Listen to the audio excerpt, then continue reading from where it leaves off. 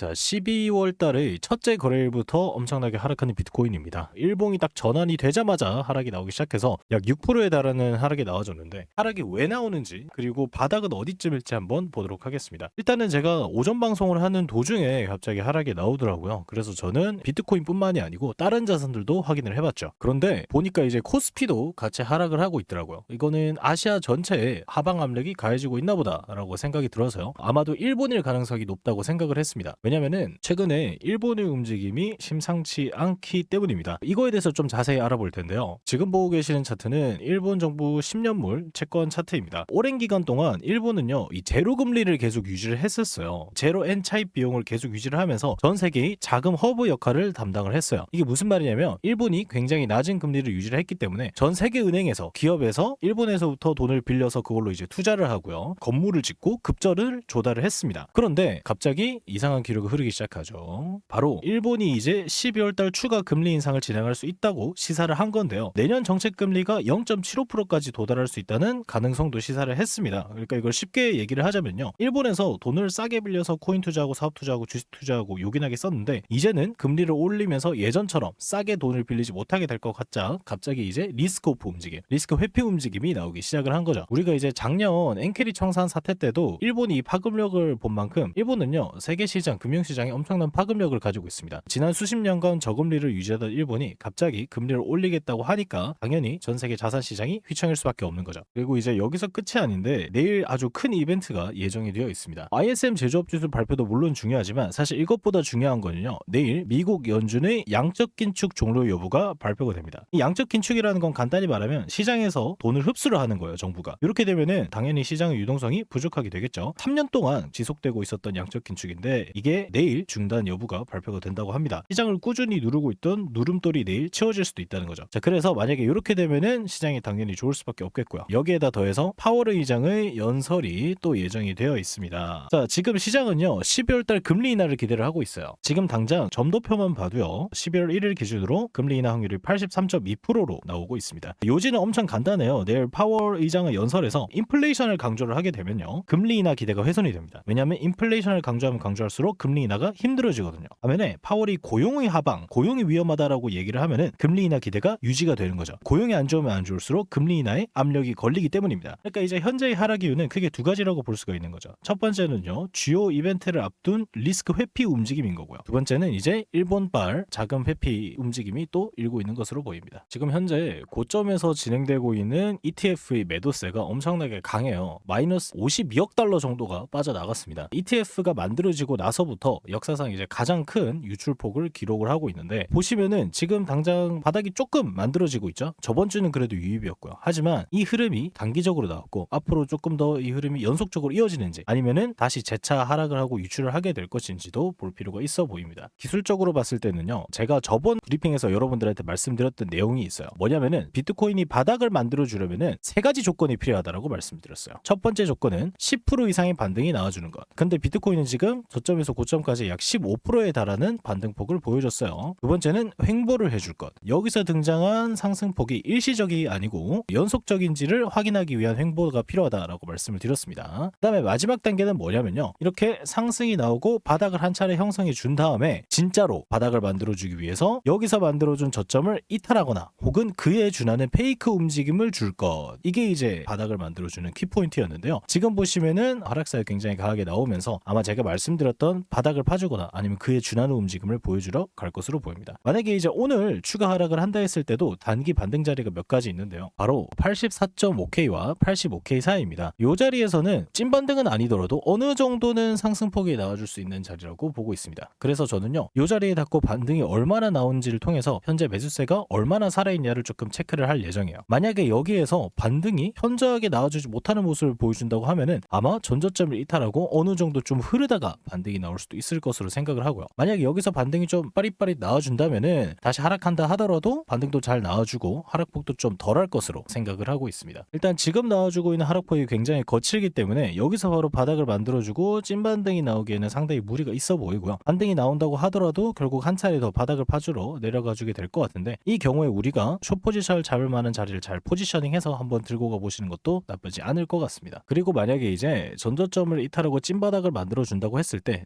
찐바닥 후보 자리로는 78K와 79K 사이가 있을 예정이고요. 이 자리가 뭐 찐바닥이든 아니든 강한 반등이 한 번쯤은 나올 만한 자리인 만큼 이 자리에서 저는 롱 베팅을 한번 해볼 생각도 가지고 있습니다. 마지막으로 비트코인 월별 등락표 한번 보여드리면서 끝낼 텐데요. 이게 이제 뭐냐면은 비트코인 월별 상승폭 하락폭을 다 기록을 해둔 차트예요. 근데 여기서 보시면은 비트코인이 11월 달에 하락을 이렇게 해주었을 경우에는요, 12월 달에도 무조건 하락폭으로 마감을 하게 되더라고요. 비트코인이 근데 이번에도 11월 달 음봉으로 마감을 해버렸죠. 그렇기 때문에 12월도 음봉 마감하는 것이 아니냐라는 이야기가 나오고 있습니다. 뭐 이거는 사실 근거는 좀 부족한 얘기지만 그래도 근거를 좀 대보자면 원래 연말로 갈수록 매수세가 좋아지고 시장이 오르는 경향이 있는데 그거를 이길 정도로 하락폭이 강하게 나온 거면은 12월 달에도 하락할 확률이 크지 않나, 이런 식으로 인사이트를 가져가는 거라고 생각이 됩니다. 하지만 이런 단순한 차트보다도 시장에서 이제 매크로 자금이 어디로 움직이는지, 차트는 어떻게 움직이는지, 수급은 어떤지, 추세는 어떤지 이런 것들로 판단을 할 예정이니까요. 이 차트는 재미로만 딱 봐주시면 좋겠습니다. 그럼 이상 레벨업이었고요. 오전 방송 계속 진행을 하고 있으니까요. 혹시라도 궁금하신 질문 있으시면 방송 와서 한번 질문 주시면 좋을 것 같습니다.